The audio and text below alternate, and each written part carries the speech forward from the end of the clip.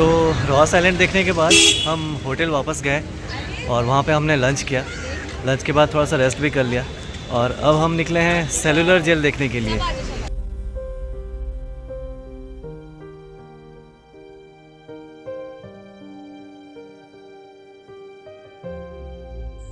So let me give you a quick info. यूँ तो visiting hours 9 AM to 4:45 PM है, but tickets की availability रहती है only till 4 PM and ticket price is 30 rupees पर head. Entry करते ही हमें नज़र आती है ये स्वतंत्रता ज्योति जो शहीदों की याद में हमेशा जलती रहती है।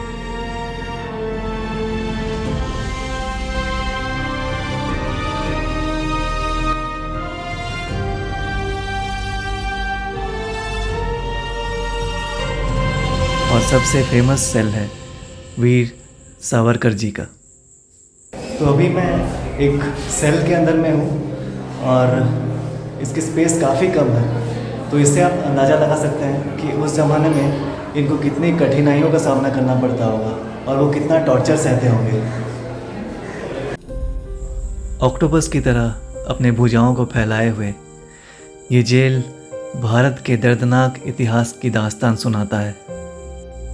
जेल के ऊपर से आपको इंडियन ओशन का एक खूबसूरत नज़ारा दिखेगा। नज़ारा खूबसूरत है पर ये जेल नहीं। यहाँ पे हमारे और आपके स्वाधीनता के लिए कई स्वाधीनता संग्रामियों ने बलिदान दिए हैं।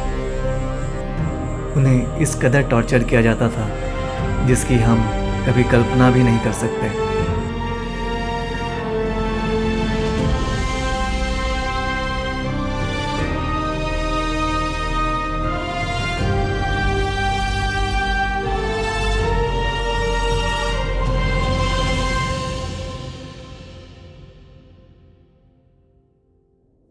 शाम हो चला और वक्त हो गया था लाइट एंड साउंड शो का।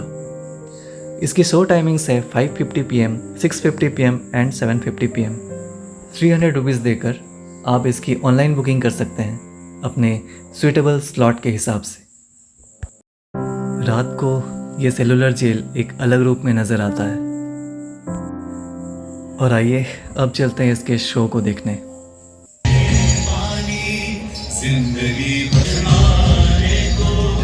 जिंदगी भर को हमें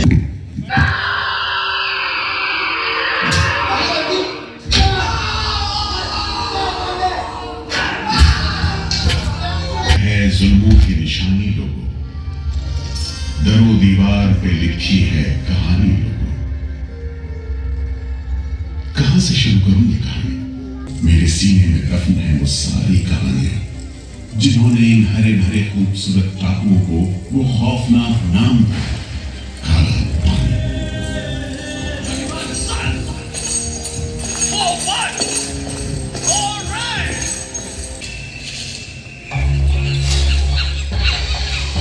कहते हैं अंडमान द्वीप समूह का नाम रामायण के प्रतापी वानर देवता अंडमान यानी हनुमान के नाम पर रखा गया। पुराने जमाने से ये कहानी चली आती है कि जब राम ने लंका पर चढ़ाई करने की योजना बनाई थी तो पहले इन्हीं टापुओं से धावा मारने की सोची थी, लेकिन बाद में इरादा बदलकर धनुष कोटि से हमला किया। इतिहास और पुराण में अंडमान द्वीप समूह इसी सिलसिले में याद किया जाता रहा है। उधर दूसरी शताब्दी के रोमन भूगोल शास्त्री टॉमी ने इन टापुओं को दुनिया के पहले नक्शे में जगह दी और नाम रखा एगेम, एक ग्रीक गॉड एगेमेम्नॉन के नाम पर, जो भाग्य का प्रतीक है। इन टापुओं की तरफ लोगों का आना शुरू हुआ। धर्म प्रचारक, लुटेरे, बागी, मल्ला, किस्मत आजमाने को निकले जहाजी, हर तरह के लोग यहाँ आते रहे।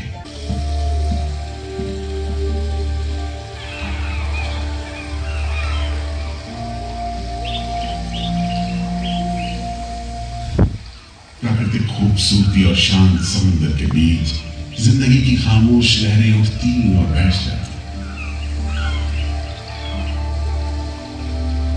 उगते सूरज के साथ पक्षी जागते और डूबते सूरज के साथ इन टापुओं पर जिंदगी सुकून से सो जाती। कि तभी भारत का यानी 1857 की आजादी की लड़ाई।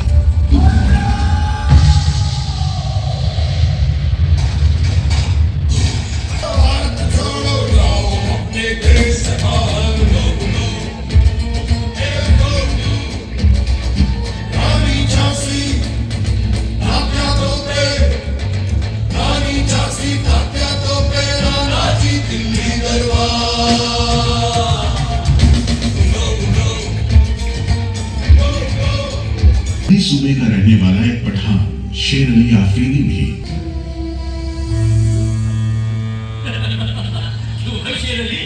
तुम इस भीड़ भाड़ में कैसे?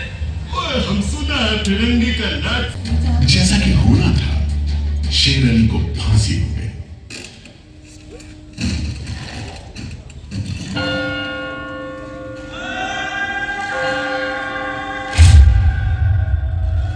शायद इसी घटना का असर था कि ब्रिटिश सरकार ने कैदियों के साथ और भी कड़ाई बरतने के बारे में गंभीरता से सोचना शुरू किया।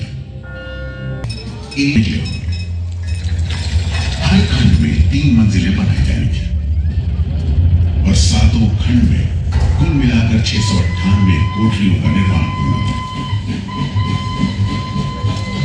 ईंटों की ढुलाई के लिए ट्रेन की 5 मील लंबी पटरी बिछाई गई।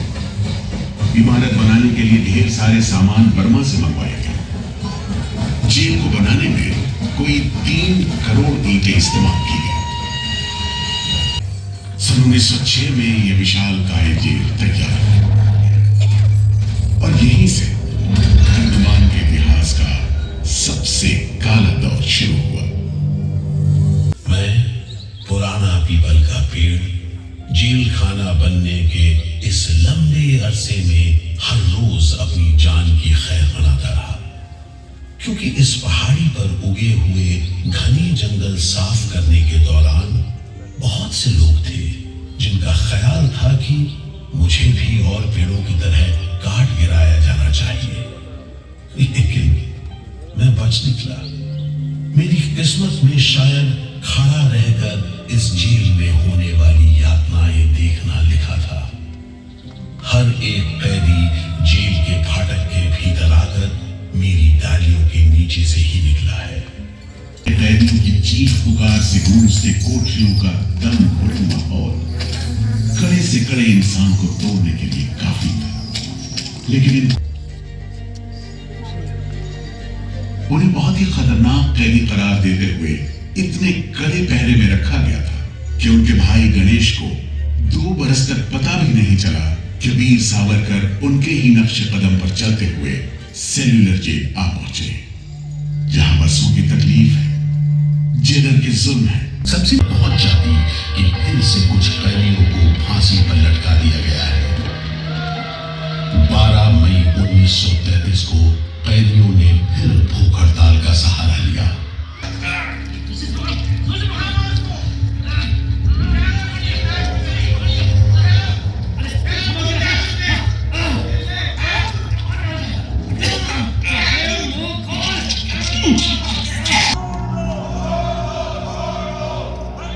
और फिर 45 दिन बाद 26 जून 1933 को जेल अधिकारियों ने हथियार डाल दिए। लेकिन देश अभी भी गुलामी की जंजीरों में जकड़ा हुआ था। द्वीप समूह के इतिहास का एक तकलीफ दौर खत्म हो गया। 39 में दूसरा विश्व युद्ध।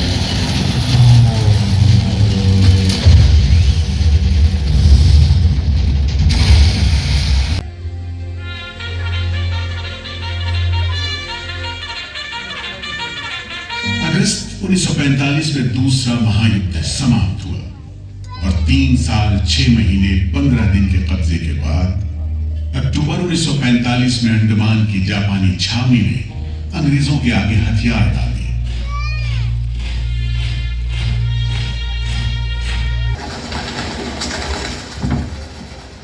सेल्यूलर जेल के फाटक एक बार फिर खुले और कैदियों को रिहा कर दिया गया। इसके बाद 2 साल के अंदर भारत में ब्रिटिश सरकार का शासन खत्म हो गया।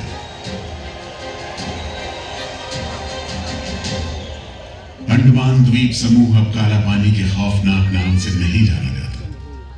लेकिन ये सारी तकलीफें जो आजादी के प्रेमियों ने यहाँ झेली, वो सारी कुर्बानियां जो देशभक्त वीरों ने यहाँ दी, आज भी देशवासियों के दिलो दिमाग पर छपी हुई है।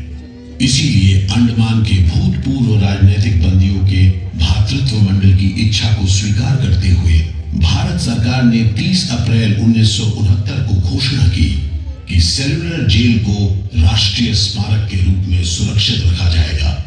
भारत की आजादी की उन्मुक्त हवाओं में सांस ले सके, उन बलिदानों को आने वाली पीढ़ियां भूल नहीं पाएंगी।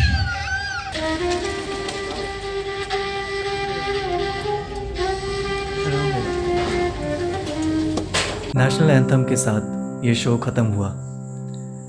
होटल लौटते वक्त मेरे ख्यालों में उस शो के कुछ विजुअल्स दौड़ रहे थे। अगले सुबह हमें जल्दी उठना था क्योंकि एक रोमांचक वाला सफ़र शुरू होने वाला था।